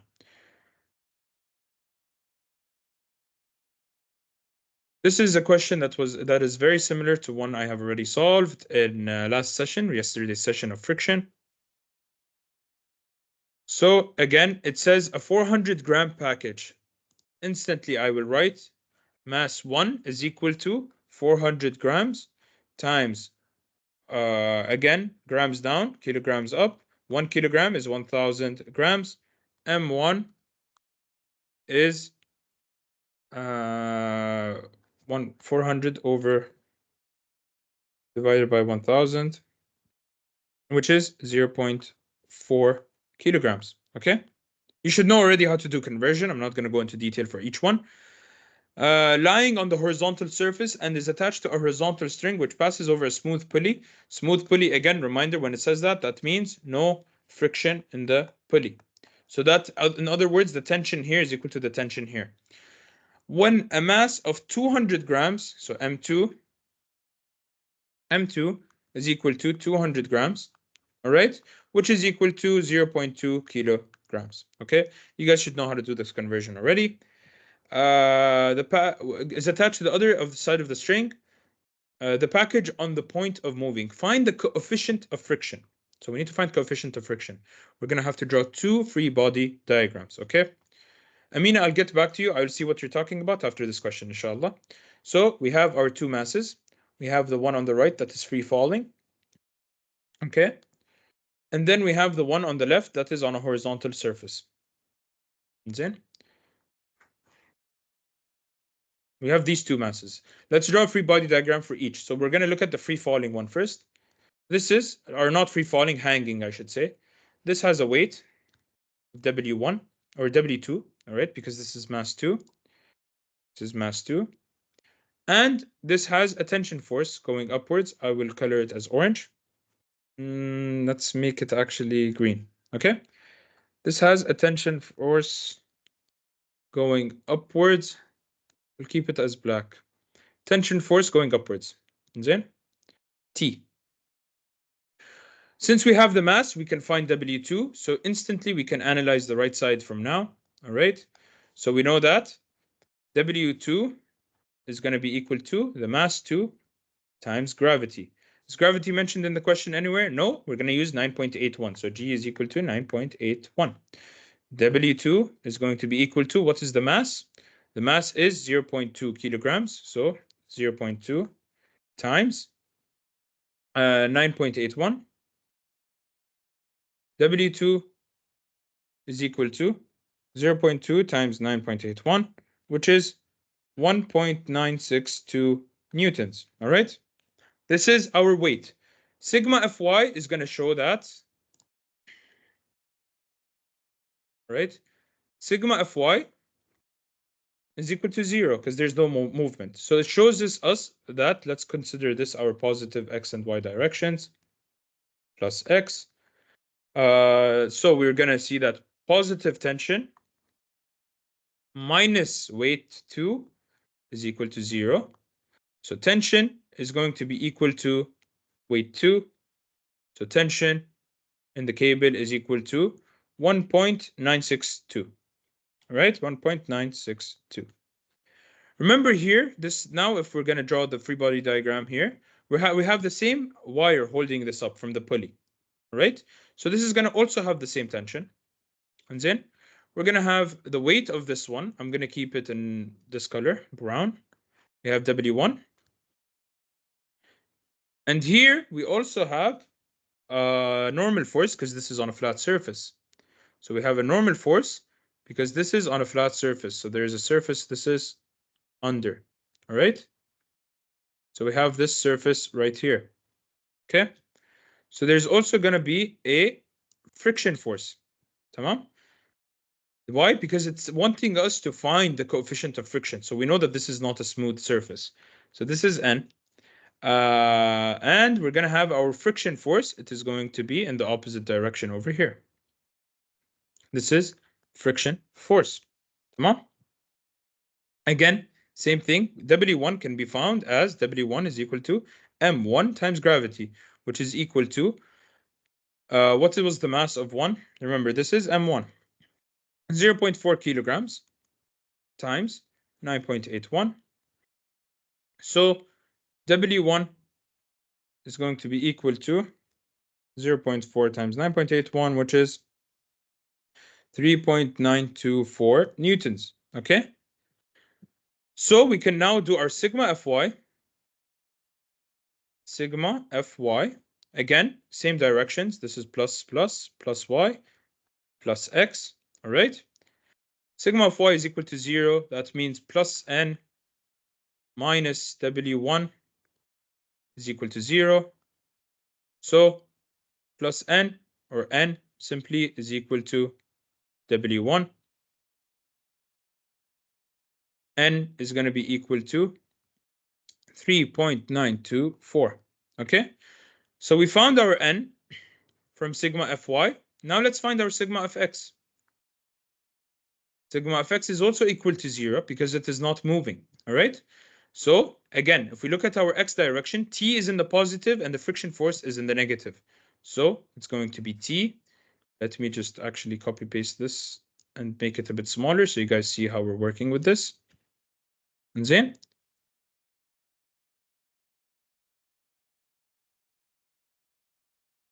all right. So we have this. And then so sigma of x is t, positive t, because this is our x direction, minus بدأ شوي يعلق علي هذا minus FR. All right. This is going to be equal to 0. معناته T is equal to FR. All right. And we already have a value for tension. Remember, tension, we have already found it to be 1.962 newtons. So we know that tension is equal to 1.962 newtons.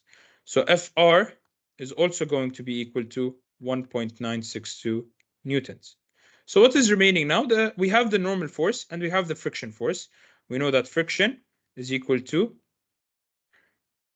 mu, let's keep it in black, mu times the normal force. Okay, so this is the value we need to find, our mu. So if we rearrange this equation, so how do we rearrange it? We just want to find mu by itself. So we're going to divide both sides by n.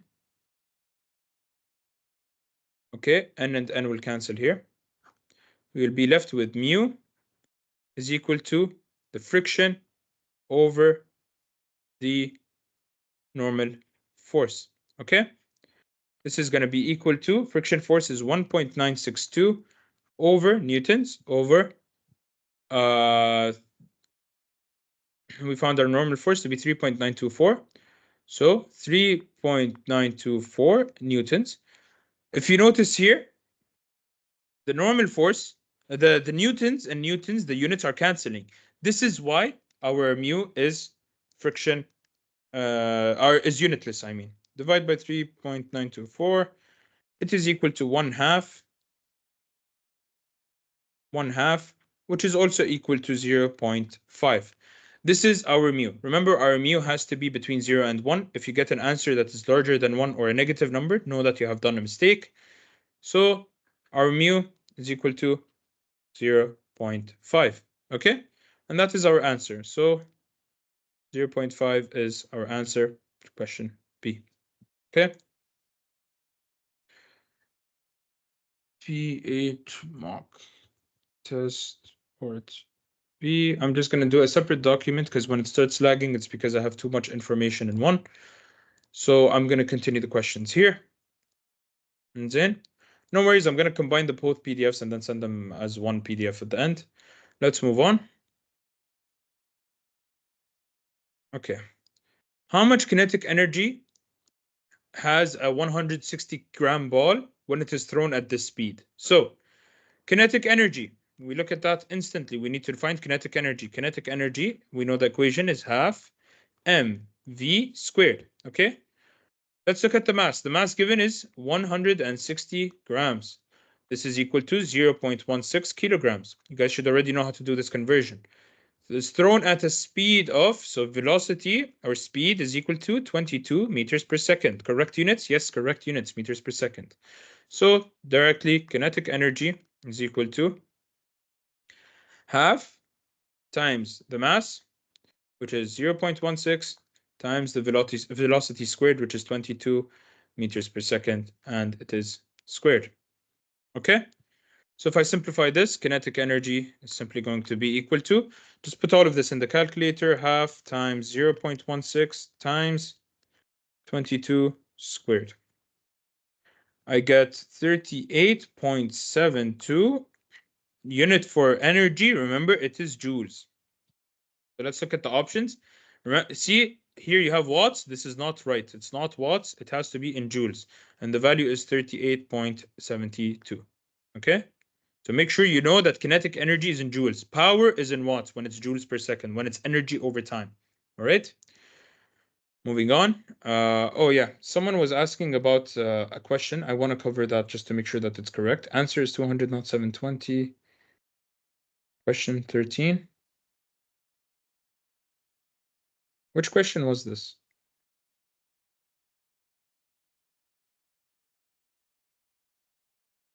Which question did we do where the answer should be 720? 13.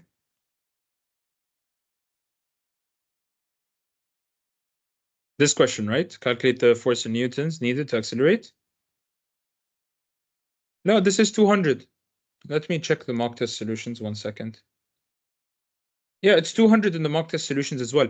Just make sure the numbers are the same. Maybe the numbers are different in your mock test. Yani the mass might be different, the speed might be different, but in this specific equation, yes, it's 200 newtons, right?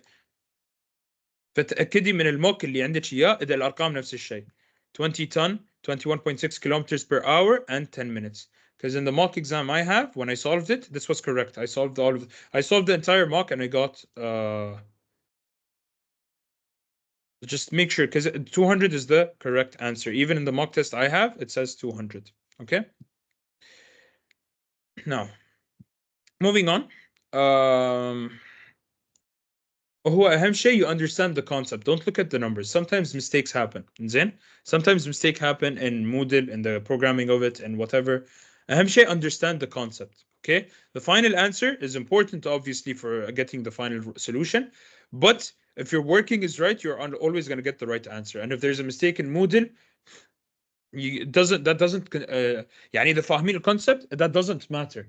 It doesn't matter at all. يعني اذا الرقم غلط بس انتم رقمكم صح, you can go always to the professor and they will definitely fix it for you. It happens all the time, ترى. So a book resting on a table.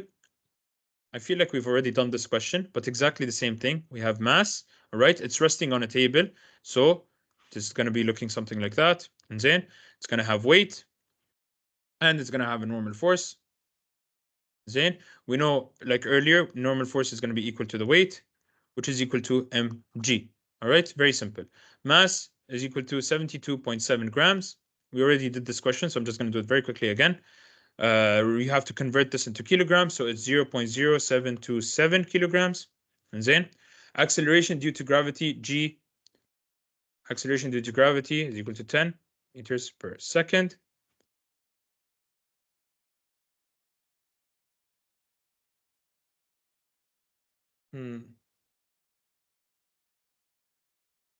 See again here, this is a mistaken model because they are giving you this in grams, all right? But they didn't even do the conversion. I just noticed that. Determine the normal force exerted by the book on the table.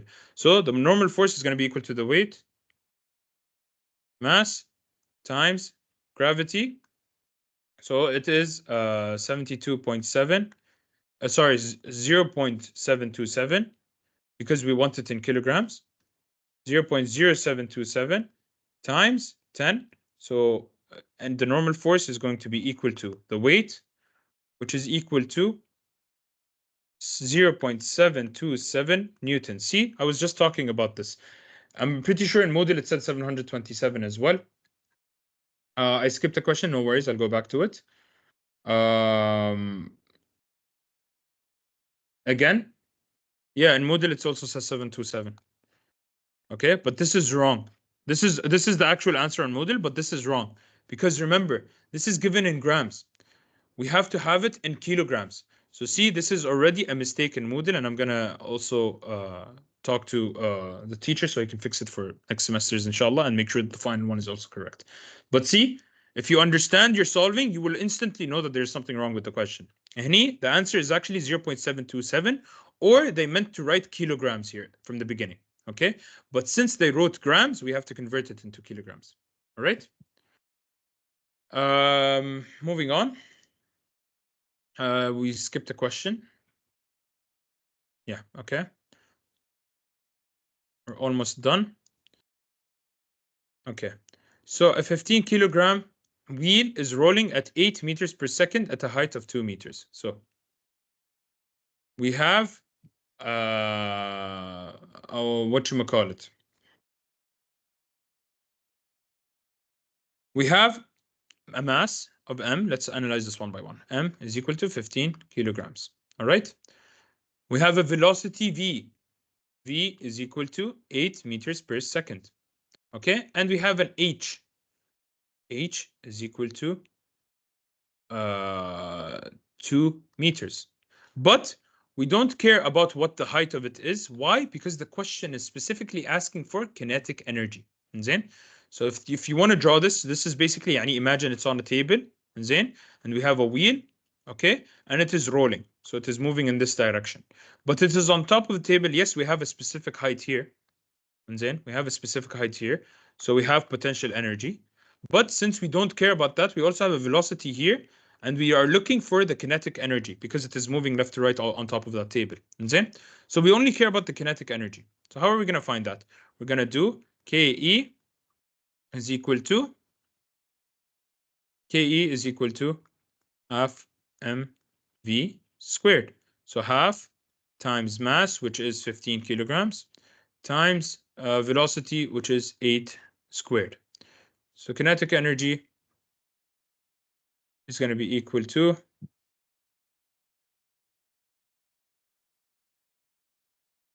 kinetic energy is going to be equal to, put that in the calculator, 15 times 8 squared divided by 2, 480 joules. Do we have 480 joules here? Yes, we do. This is our answer. Okay, very straightforward, very simple. Don't get confused about it.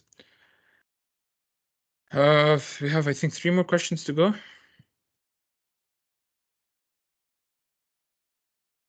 Where is it? Yeah, okay. So we done this. This is here. Okay, this is a good question. So this question says, I feel like you might bring a question like this also on the exam.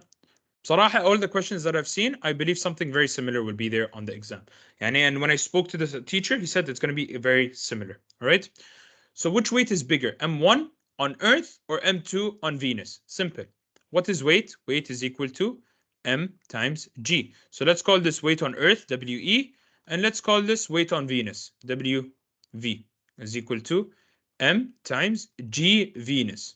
All right. So this is G Earth. This is G Venus. This is how you're going to check.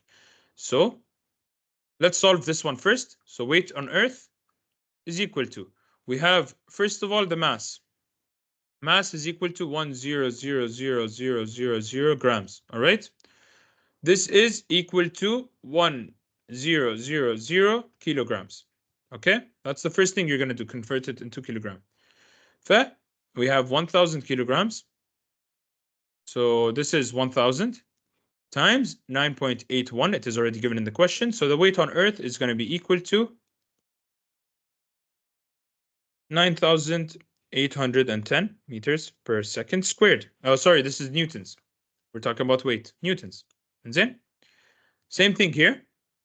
We'll do the exact same thing. So the weight on Venus is equal to 1,000 times the gravity on Venus is given as 8.87 meters per second squared. So weight of Venus is equal to 1,000 times 8.87. So it is 8,870 newtons. So what is the question? Which weight is bigger? The weight obviously on Earth is bigger. So this we can see is bigger. All right. It is very clear because the number is larger. So the weight number has greater weight than weight. So weight 1 has greater weight than weight 2. Oh, sorry, there's a different mass here. It's not the same mass. My bad. I just noticed that. So this is M1, and here we're going to be using M1, and this is M2. So here we're going to be finding M2 as well. My bad. M2 is equal to 1,200 kilograms. So here we're going to be multiplying by 1,200. All right, so they were given two different masses, 1,200 times 8.87. We're going to get 10,644. All right, so the mass on Venus is going to be heavier than the mass on Earth, or the weight, I mean, on Venus is heavier than the weight on Earth. So 2 is heavier than 1. Okay? Because again, this is the opposite now. I'm sorry, I didn't notice the second mass. So the mass here, we're going to convert it to kilograms multiplied by gravity on Earth. Mass here, we're going to have it in kilograms already and multiply it by the acceleration or due to gravity on Venus. And then we're going to compare them. So since this number is larger than this number, this has greater weight than that weight. Very simple. And then two more questions since time is running out very quickly, or it has run out already. Let us just solve these two last questions. So a concrete slab of 42 newtons, so the concrete slab on the left has a weight of 42 newtons, is used to balance a tower crane below. What is the highest mass that could be applied at a 1 meter distance? So D here is equal to 1, so that the resultant moment produced by the load and the counterweight is 0. In other words, they mean sigma M at point A, which is here. All right, this is point A.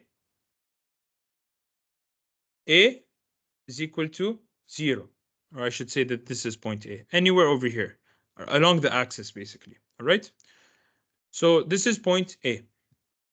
Now, let's draw our own free body diagram to make it simple. So we know that sigma M A is equal to 0. Let me just draw my own free body diagram so that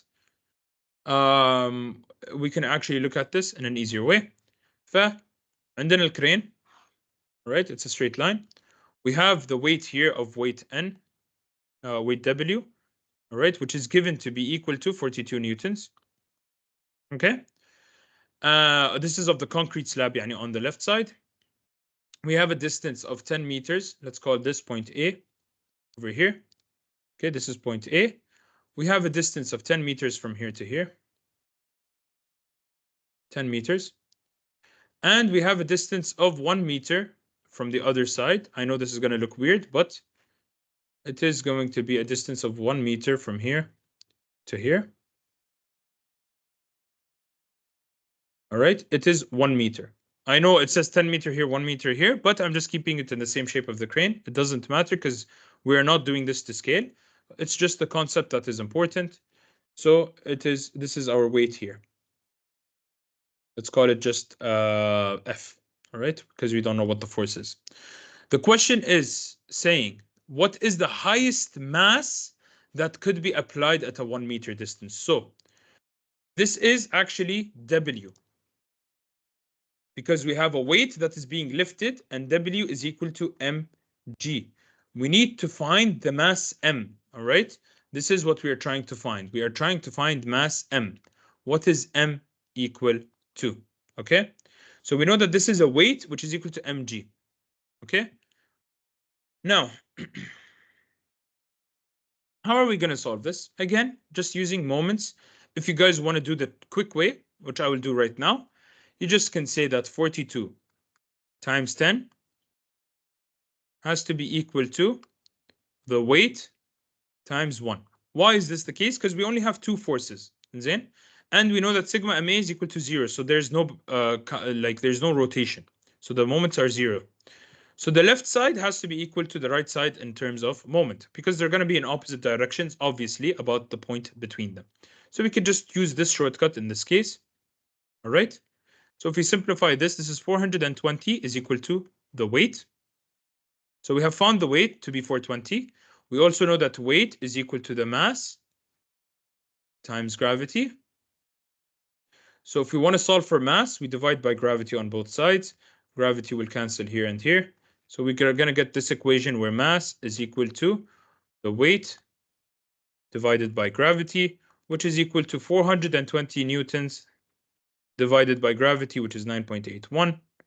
Therefore, mass is equal to 420 divided by 9.81, 42.81 kilograms.